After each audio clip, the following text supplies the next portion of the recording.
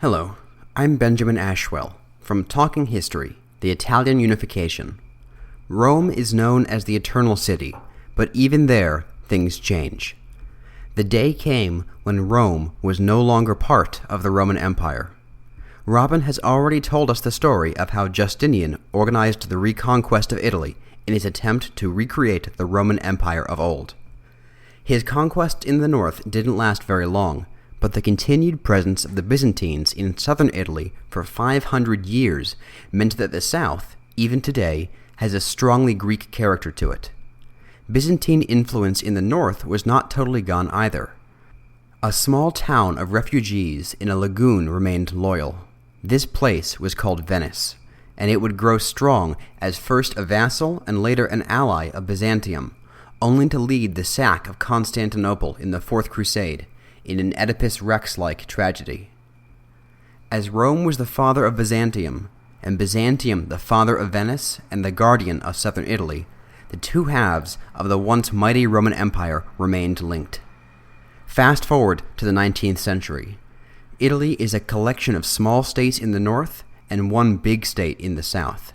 As Italy tries to unify, the lasting cultural differences between the north and south that the Byzantines helped create could still be felt. Now, let's sit back and listen to Robin tell us how the Byzantines shaped the world.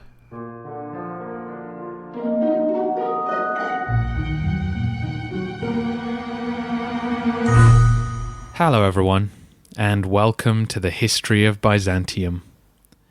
Episode 35, The Lucky Break.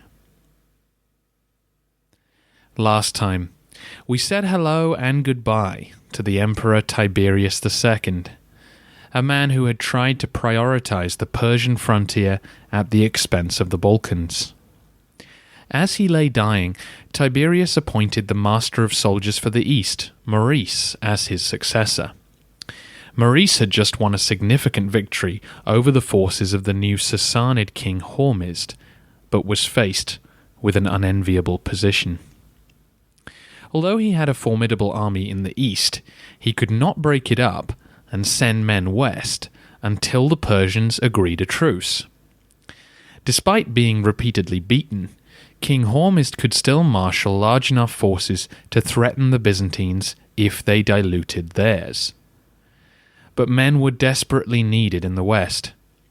Slavic settlers were still spreading deeper into imperial territory, and the Avars were looking greedily at the undefended frontier. Maurice could only dream of thinking beyond that to send reinforcements to Italy or even Spain. To make matters worse, Tiberius had spent so lavishly that the large eastern army was becoming hard to pay.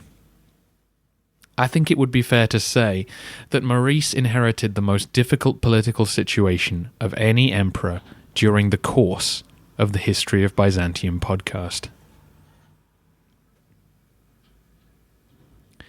Maurice was born in a town called Arabissus in Cappadocia in central Anatolia in 539. His first language was Greek, making him the first native Greek-speaking emperor since Anastasius. Born into a well-off family, Maurice received an excellent education and actually began his career in imperial service as a notary. Once he switched to a military career, though, his talent was recognized, and his good relationship with Tiberius led to his promotion to Master of Soldiers for the East during the 570s. The battles that Maurice had won against the Persians were the most impressive victories for Byzantium for the last couple of centuries. We have no Procopius around to tell us about Maurice's generalship, but it seems clear that he was a highly capable commander, and although he had a very large army to do his bidding, organizing and leading 50,000 men is never an easy task. Maurice therefore had a good reputation when he came to the throne, intelligent, competent, and honest. The new emperor was also known for his resolve and determination, a characteristic that would in time be seen by some as inflexibility. If you want to get an idea of what Maurice might have looked like, then take a look at the picture which accompanies today's podcast at thehistoryofbyzantium.com or on the Facebook page. The picture comes from a book called Rulers of the Byzantine Empire. Thanks to the Roman obsession with statue building, we know what many of the classical era emperors looked like. Their faces, wrought in stone, still stare out at us from museums today. But by the Byzantine era, or should I say the Christian era, statues became less common, in part because of the second commandment against worshipping graven images, something the cult of the Caesars had once required. As we will hear in today's podcast, images of the emperor were still made, and some were taken out for the troops to acclaim, but they were paintings or portraits which are far more perishable than stone or marble. So we don't often know what emperors actually looked like. That's partly why Justinian stands out so much in our minds, because you can go see him on the wall in Ravenna. On the Facebook page, I've been changing the cover photo to whoever the emperor currently is, and for Justin II and Tiberius II, I've had to rely on coins, because that's all we have. So for Maurice, it's a nice change of pace to be able to present this modern drawing of what he may have looked like. But please take this picture with a pinch of salt. Wherever I can, I will show you the image which the portrait is based on, and you can see the elaboration of the modern artist. Following the precedent set long ago, Maurice gave up his command of the army upon becoming emperor and appointed a new man to lead in the east. The man chosen was John Mystacon, or John the Mustached, who took over with clear instructions to subdue the region of Azranin. Azranin was southern Armenia, on the Persian side of the border. Last episode I mentioned one of Maurice's achievements had been to capture the important fort of Afumon in this area, which gave the Byzantines a base from which to expand their control. The map which accompanied episode 11 will remind you of where all this was taking place, but southern Armenia is just north of the now Persian-controlled cities of Dara and Nisibis. In order to get some troops back to the Balkans to deal with the crisis there, Maurice needed peace with the Persians. However, the new King of Kings was having none of it. As I mentioned last time, Hormizd IV didn't have any pressing reason to make peace, and had a big incentive to keep fighting. He was the son of the great King Khusro. He wasn't about to be seen as some inferior version of his father, meekly making peace with the Romans. It's a similar scenario, in a way, to Justin II, who provoked this whole war in part because he wanted to mark himself out as a worthy successor to Justinian. So Maurice ordered his new master of soldiers in the east to capture as much territory as he could, so that the emperor would have some new bargaining chips with which to tempt Hormizd to the peace table. However, quick conquests in Armenia were not easy to come by. As History of Rome listeners know, this area has been the buffer zone between the two empires for 500 years. The main reason for that is that Armenia was largely mountainous.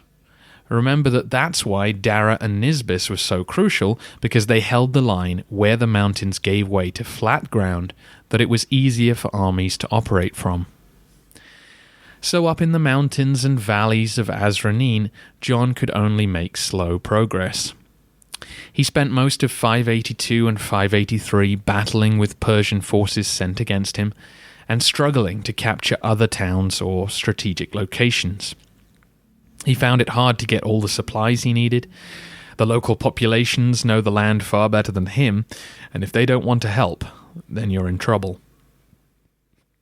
By 584, Maurice decided to replace John and his moustache with the emperor's brother-in-law, Philippicus.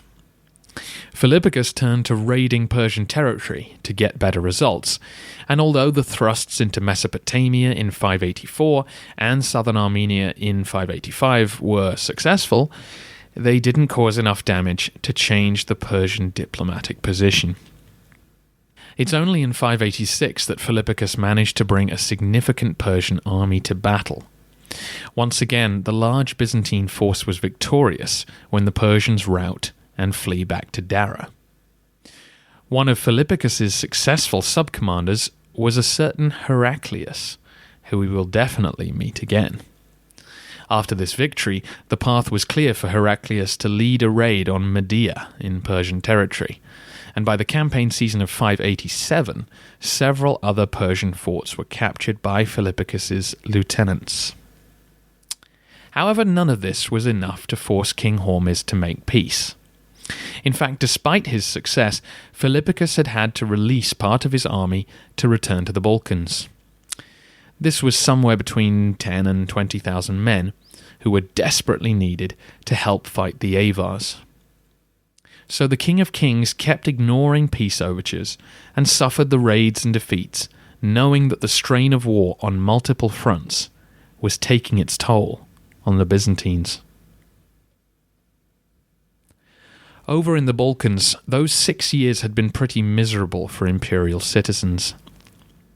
In spring 583, the Avars asked Maurice to increase his payments to them from 80 to 100,000 gold pieces a year. The emperor was already short of cash and believed that if he began his reign giving in too easily, the Avars would just keep asking for more. So he refused, and the Avars devastated what was left of the imperial defences on the Danube. The Avars flew out of Sirmium and captured Singidunum and Viminiceum, two of the neighbouring strongholds on the border of Illyricum. Then they raided all the way along the Byzantine side of the river to the Black Sea and stayed there for the winter. This was a provocative move, of course, with the Avars setting themselves up in a Byzantine town and taking local food and tax for themselves. It was a clear message to Maurice, saying, "Look, if you don't pay us, then we're going to invade, we're going to take your stuff, and we're going to mock your authority by staying all winter with our feet up on your table." So in 584, the emperor agreed to pay the increased amount, and the Avars left, giving back the towns they had taken, except for Sirmium, of course. Maurice managed to scrape together a small force, just a few thousand soldiers, and sent them to deal with one of the many groups of Slavs now living in the Balkans. Their commander, Commentiolus, led them to victory just outside the long walls in Thrace, but this was the first group of Slavic migrants to really encounter any military resistance. Maurice knew that this wasn't good enough, and that's why by 585 he had recalled those 10 to 20,000 men from the east, so that Commentiolus could lead at least one field army to turf out some of the invaders. Which he then did, encountering a group who had settled near Adrianople. However, that brings us up to 586, when the Avars broke the terms of the peace again and invaded the Balkans. In the same summer, a large group of Slavs attacked Thessalonica, the large imperial city in northern Greece, which also happened to be suffering from an outbreak of plague. This all put Maurice, again, in a fairly desperate position, justifying King Hormizd's decision not to make peace. Commentiolus was soon defeated by the invading Avars, and further reinforcements had to be called on from Armenia to finally convince the Avars to return home. Meanwhile, the Slavs did not take Thessalonica, but did continue to raid Greece. With no end to his multiple wars in sight, Maurice felt he had to take fairly drastic action to avert financial disaster. You see, to keep fighting year after year was enormously expensive. I know our walking tour was a long time ago, but if you remember, the Byzantines normally had 6 field armies. Ignore for a moment Justinian's conquests. That's 1 in Illyricum and 1 in Thrace, i.e. West and East Balkans, 1 in the East and 1 in Armenia, and the 2 praesental armies, the armies in the emperor's presence, who lived in Anatolia and around Constantinople. Although all these soldiers had to be paid, they didn't all have to be supplied by state revenue. A lot of them lived in barracks or towns who would feed them locally, and if they weren't needed for a campaign, then they wouldn't need new equipment or clothing. However, for 10 years now, since the end of Tiberius's recruitment drive in 578, the entire Byzantine military had been on campaign. Either in the east or the Balkans, men were at war and had to be fed from the land or by the state, which meant less tax coming to Maurice, and the tax that did come in was going straight out the door to feed, clothe, and arm his soldiers. Men on campaign die, of course, and their replacements have to be trained, clothed, and armed all over again. Add in the tribute being paid to the Avars, and Maurice calculated that the imperial treasury was likely to run out of money before any of these conflicts could be resolved. In 588, the emperor attempted to cut his expenses. He sent out an order to the army of the East that they would no longer be paid the allowance they usually received to buy their clothes and weapons. If you remember, way back during the crisis of the 3rd century, Diocletian had begun the process of supplying a soldier as part of his pay. And more recently, it was Anastasius who put things back on a money footing. The concept was popular with the men because every year they received an allowance, and if they didn't actually need any new clothes or weapons, then they could just pocket the cash. Maurice reckoned that by switching back to a supply system, he could reduce the army's pay by a quarter. The troops in Mesopotamia were informed of the new policy at Easter 558 by their new commander Priscus, who arrived to replace Philippicus at the same time. The result was mutiny. I mentioned last episode that during Maurice's time in command, pay had once been late and mutinous noises were heard. This time, the army refused to accept the order. They destroyed the portraits of the emperor which were carried on campaign and threw stones at Priscus, who fled. Once at a safe distance, Priscus sent word that he would restore their allowances, but the army weren't interested. Instead, they turned to one of the local commanders in Syria to become their new general. He was unhelpfully named Germanus, but was no relation to Justinian's cousin. This was something of a bizarre situation because the army wasn't declaring against Maurice, just against his appointed commanders. The emperor sent Philippicus back to take charge, but the army rejected him as well. When rumours of what was going on reached King Hormizd, he was thrilled, and when summer arrived, a Persian army crossed the border and attacked the city of Constantina, while another launched into Armenia to attack Martyropolis. Fortunately for the Byzantines, Germanus was a responsible man and refused to watch the enemy raid the empire while his army sulked. So he split his forces and drove both Persian armies back across the border. In a bonus for everyone, the army sent to Armenia captured all the possessions of the Persians they chased off, giving the men some loot to soothe their empty wallets. Germanus loyally sent some of the spoils to Maurice, who announced that he would confirm Priscus's order to restore the men's allowances. With one disaster averted, Priscus was appointed to take over the war with the Avars instead, who returned again in 588, but was defeated, just as Commentiolus had been. Another precious 60,000 gold coins were needed, followed by more later, to send the Avars home and keep them there.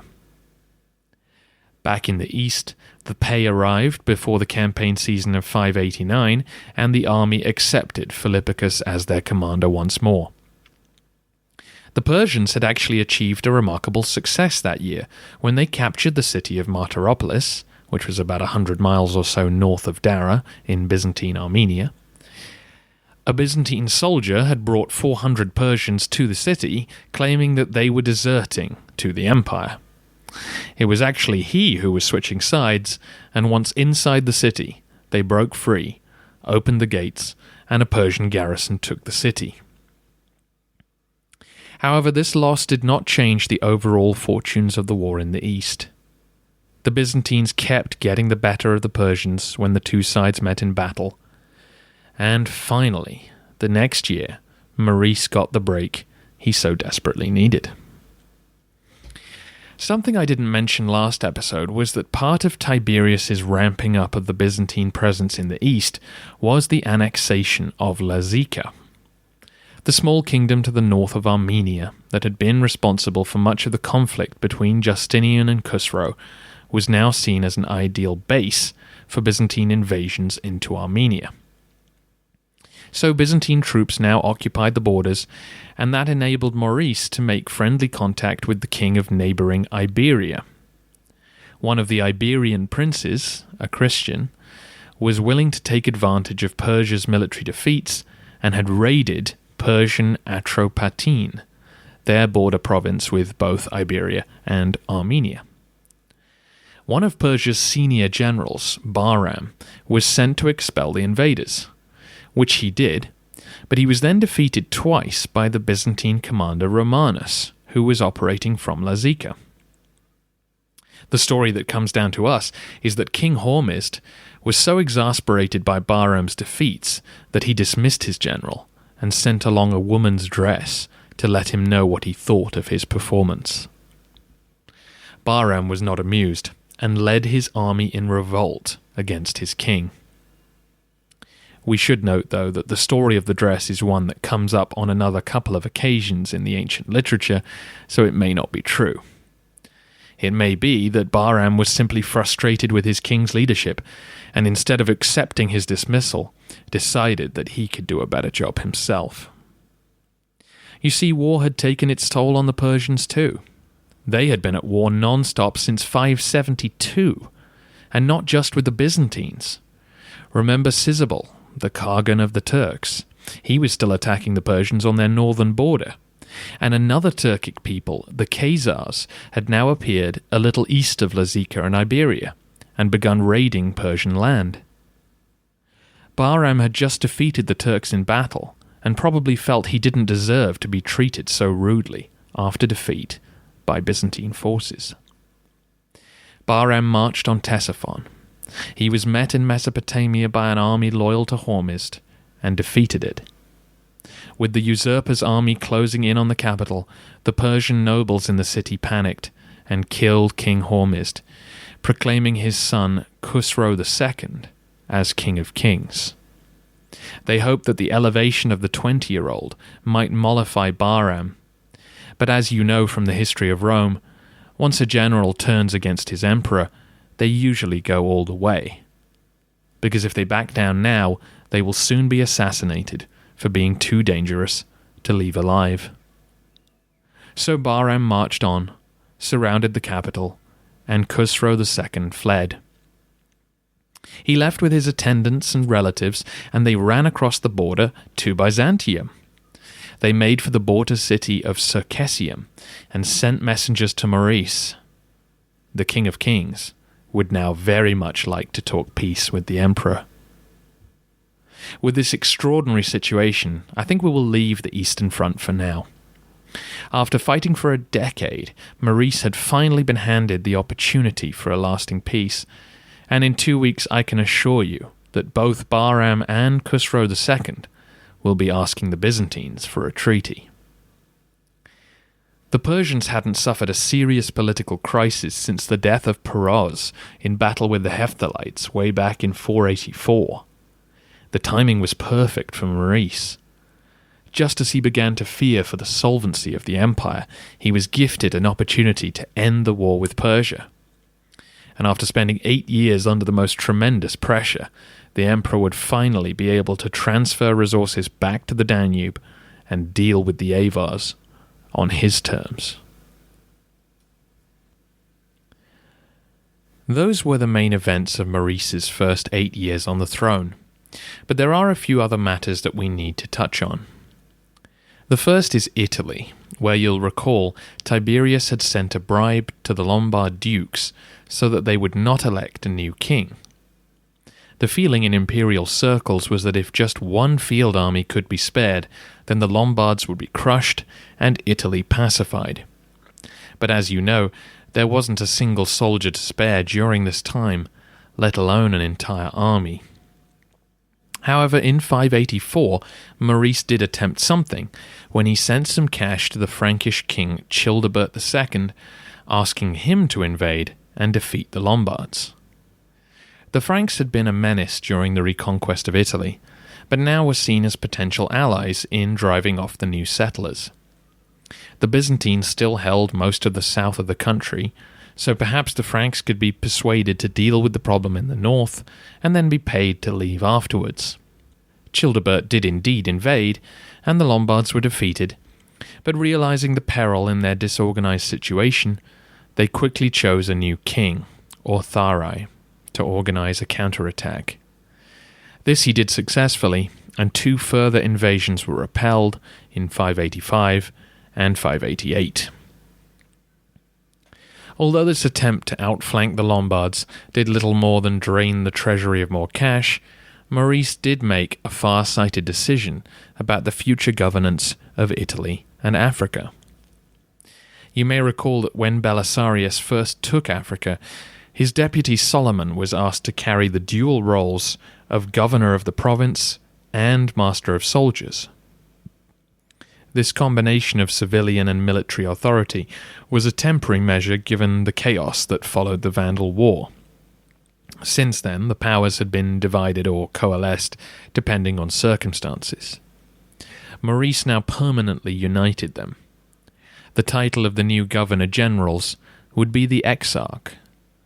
With less secure control of the sea and land routes than in the empire of old, Maurice decided that the man on the ground should have all the power he needed to effectively govern his province. This designation was a recognition that Italy and Africa were on their own for the time being. Imperial help would come when it could, but with the Persians, Slavs, and Avars presenting such a continuous threat to the Central Empire, the Exarchs understood the new reality. This sensible policy seems typical of Maurice's emperorship. As we've noted, he was a good administrator and excellent general, and the sources agree that he was honest and upright in his dealings. The empire was in good hands, at a time when it definitely needed to be, to avoid catastrophe. However, I should point out the criticisms levelled against the emperor by the historians of the day. For example, Maurice was not popular with the people. The empty treasury and enlarged army meant the emperor was forced to be thrifty with his public spending. This contrasted badly with Tiberius, who was much loved for remitting taxes and handing out prizes. Of course, this situation was hardly Maurice's fault, and it's clear that his predecessor's popularity was largely undeserved. And there's certainly irony in Maurice winning victories which added to Tiberius's luster, only for that to be forgotten once the former had the keys to the treasury. But a rebellious army does nothing for an emperor's reputation. Just ask Hormizd. And the mutiny in the east was not a good sign for Maurice's authority. The sources also point out that Maurice seemed to spend money on his family when claiming there was none available for anyone else. He promoted his father and brother to important positions in the government, and of course we've already met his brother-in-law, Philippicus. Apparently he found lavish mansions for all his kinsmen around the capital, and he's also said to have begun major work on turning Arabissus, his hometown, into a major city. When an earthquake struck, destroying what had been erected, the emperor began all over again. It's worth noting that Justinian too built a city in the place of his birth, but he didn't do that while the treasury was empty. It's hard to know the exact detail of situations like this. It seems clear that the Byzantines weren't actually struggling to make ends meet, but simply that Maurice kept seeing his treasury emptied and understandably tried to limit spending as much as possible. This almost always leads to unpopularity with the crowds in Constantinople, But that didn't seem to worry Maurice. They would come around when news of peace in Persia brought soldiers back home. This podcast began with an introduction from Ben Ashwell of the Talking History podcast on the Italian unification. Ben and his brother have begun their series by giving an account of Italian history from the end of the empire in the West up to the focus of their podcast in the 18th and 19th centuries. You might be particularly interested in their bonus episode on the history of Venice, a city that will play an important role in our story as we go forward. Check them out at talkinghistorypodcast.com, on iTunes, or on Facebook. And keep your questions about 6th century Byzantium coming in. If I don't reply or comment on your question, then it has gone into the file to hopefully be answered soon. But check your post if you have asked a question, because I have answered some already, or at least asked for a clarification.